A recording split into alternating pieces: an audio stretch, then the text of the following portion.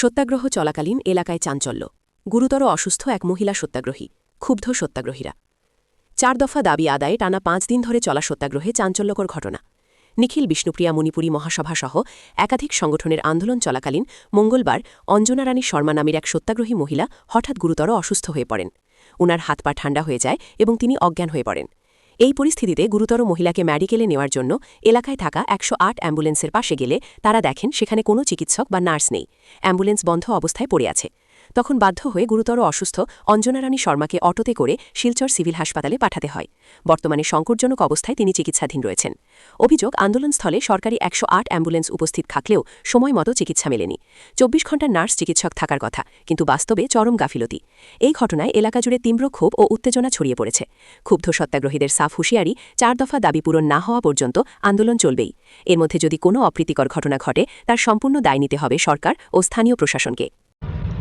আজকে সকাল আমাদের অনশনকারী সত্যাগ্রহী অবস্থা বেহাল হয়েছে। অঞ্জনা রানী শর্মার চেতনা হারিয়ে ফেলেছে এবং প্রায় মরণাপন্ন অবস্থা। সঙ্গে সঙ্গে আমরা এখানে থাকা অ্যাম্বুলেন্স খবর নিলাম, কিন্তু অ্যাম্বুলেন্সের ড্রাইভার নেই। খবর করতেও ওনার মোবাইলে কোনো কিছু পাওয়া যায় না। তাকে এখানে রেখে যাওয়া যায় না, তাকে এখানে রাখার কোনো অবস্থা হয়নি। একেবারে মরণাপন্ন অবস্থা।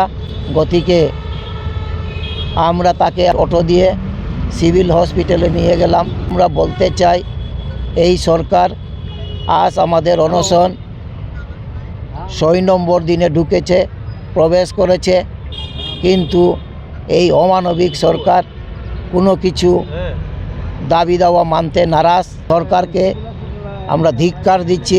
এই সরকার মানুষকে নিজস্ব দাবি, নিজস্ব ন্যায্য এবং সাংবিধানিক দাবি আদায় করতে মরতে বাধ্য করছে। এই সরকারের প্রতি আস্থা নেই, কোনো কিছু নেই। আমরা এই জন্য সরকারকে ধিক্কার জানানো হচ্ছে।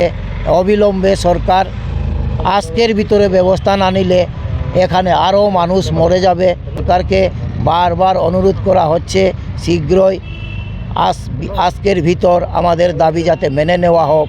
সত্যাগ্রহ আন্দোলনের অনশনস্থলীর কাছেই 24 ঘন্টা ডাক্তার এবং অ্যাম্বুলেন্স মজুদ থাকার কথা আমরা শুনেছি, কিন্তু যখন চেতনা হারিয়ে অঞ্জনা রানী শর্মা বেহুশ হয়ে গেল, তখন আমরা গিয়ে অ্যাম্বুলেন্স এবং ডাক্তারের খবর নিতে আমরা কাকেও পাইনি, যার ফলে আমরা নিজস্ব অটো করে মেডিকেল ট্রিটমেন্টের জন্য আমরা নিয়ে গেছি।